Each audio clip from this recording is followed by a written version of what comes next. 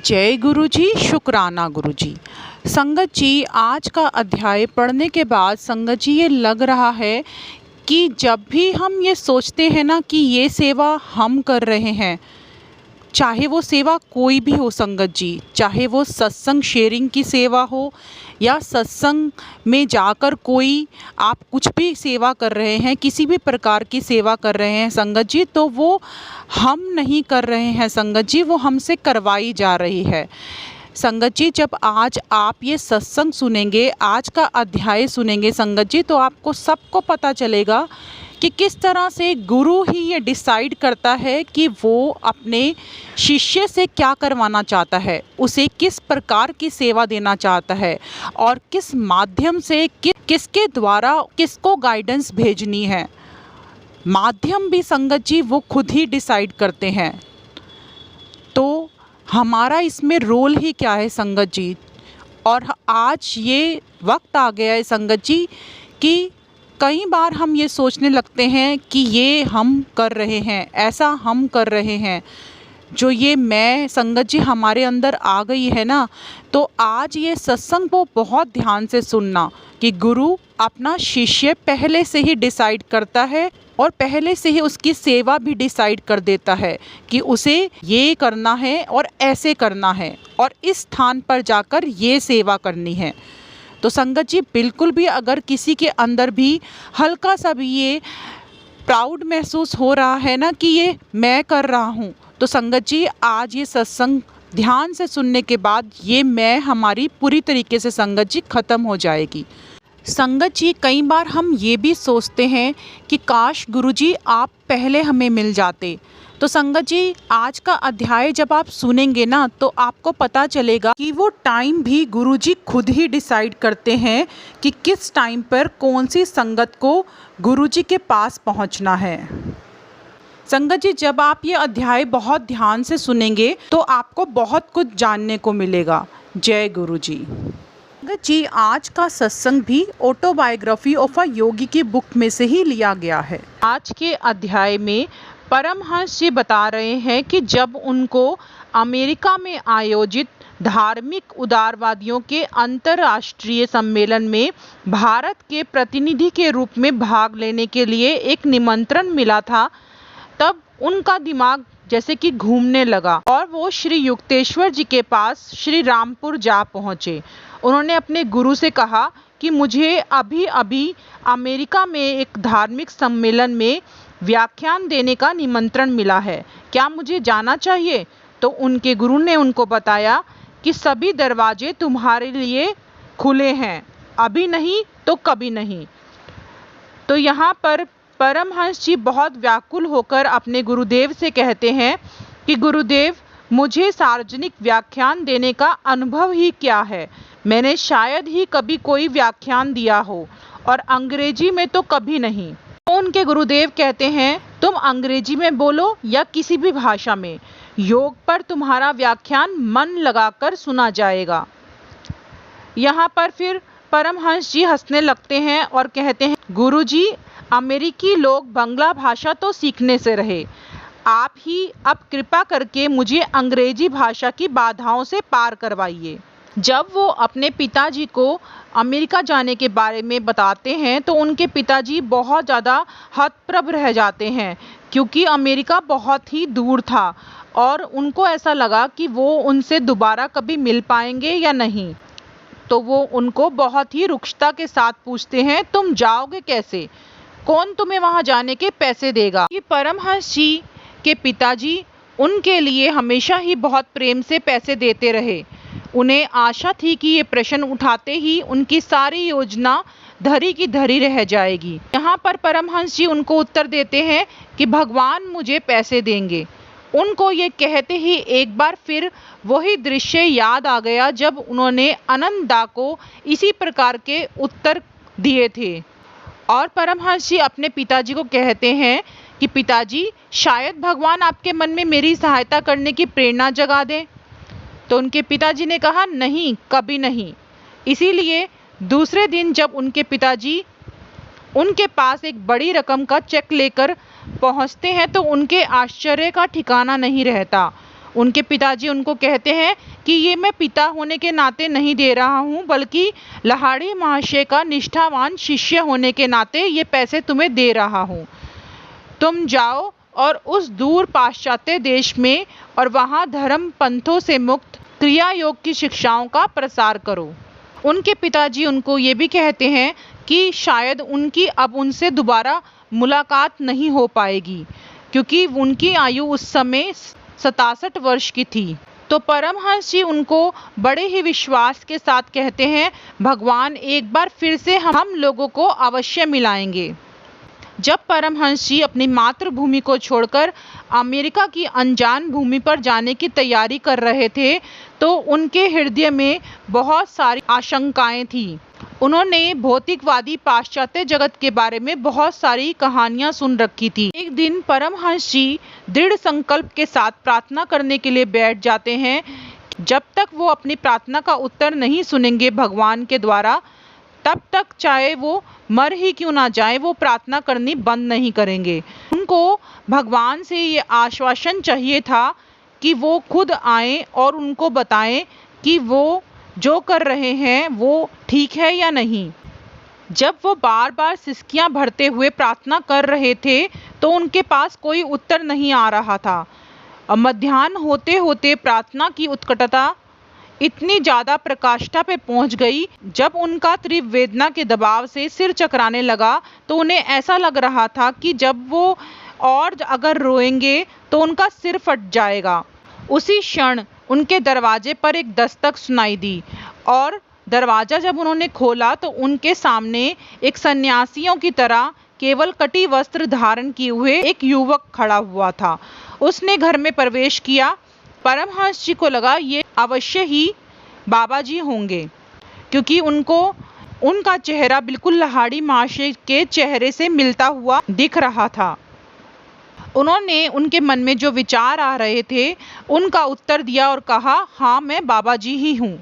और उन्होंने बहुत ही मधुर वाणी में उनको कहा, हम सबके परम पिता ने तुम्हारी प्रार्थना सुन ली है। उन्होंने मुझे यह बताने का आदेश दिया है कि अपने गुरु की आज्ञा का पालन करो और अमेरिका चले जाओ। डरो मत, तुम्हारा पूर्ण संरक्षण किया जाएगा। बाबा जी ने उनको फिर ये बताया, तुम ही वह हो जिसे मैंने पाश्चात्य जगत में क्रिया योग का प्रसार करने के लिए चुना है।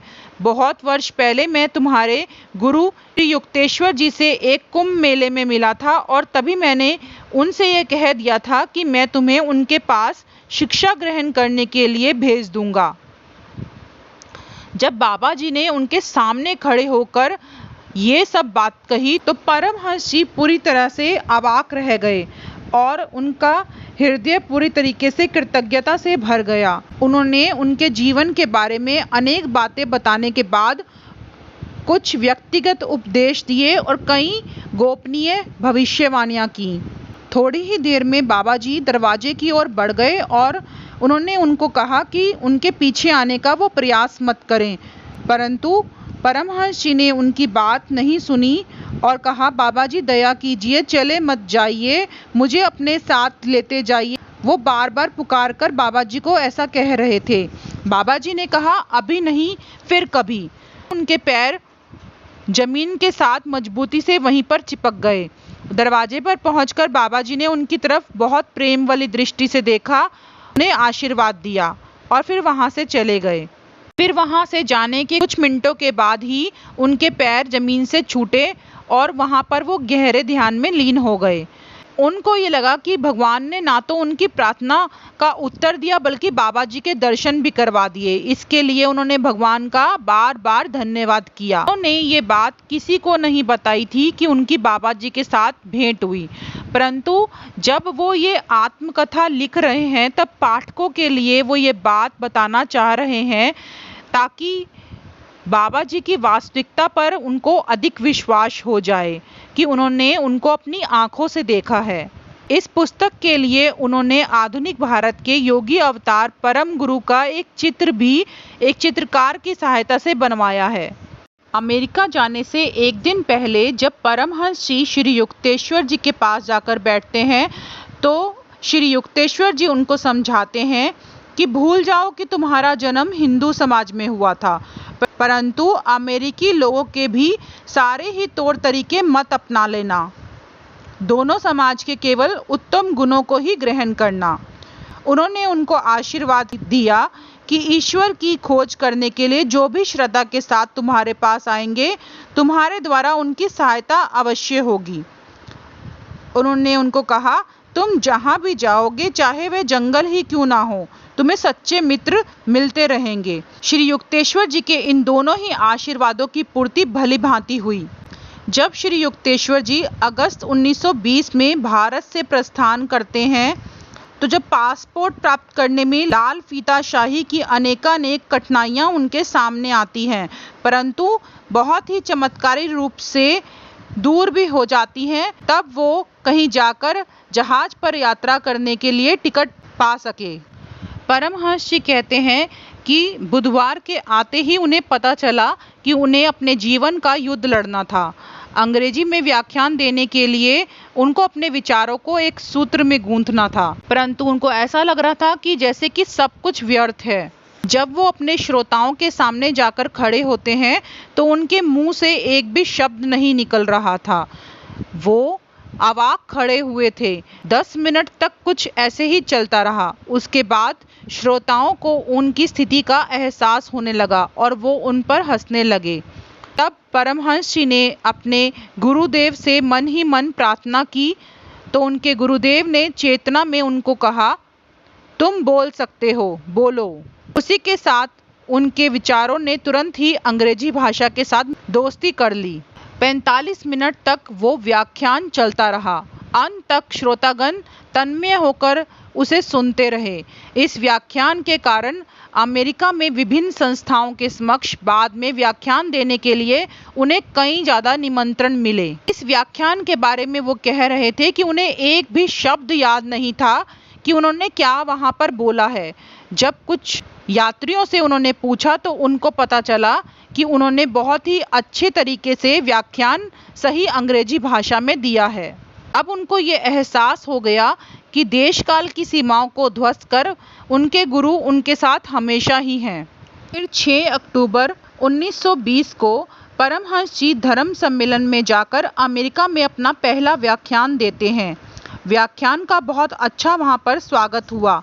उनके पिताजी ने जो उनको बड़ी रकम का चेक दिया था, उसके कारण सम्मेलन के समाप्त हो जाने के बाद भी वो अमेरिका में रहना उनके लिए संभव था। इस दौरान उन्होंने सार्वजनिक व्याख्यान दिए, शिक्षा वर्ग चलाए और सॉन्ग्स ऑफ द सोल नामक एक काव्य पुस्तक भी लिखी।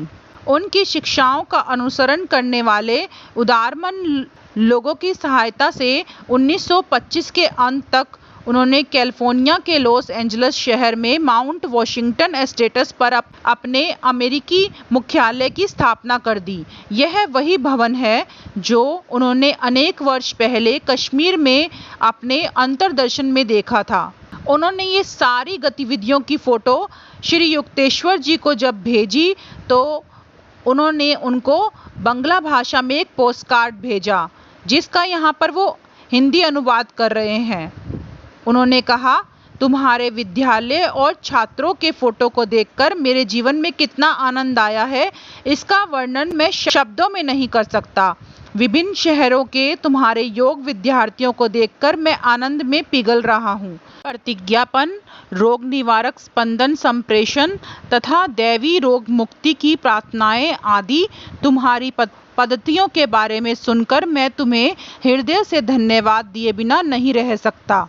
उन्होंने कहा, यहाँ सब ठीक चल रहा है। ईश्वर की कृपा से तुम सदा परमानंद में रहो।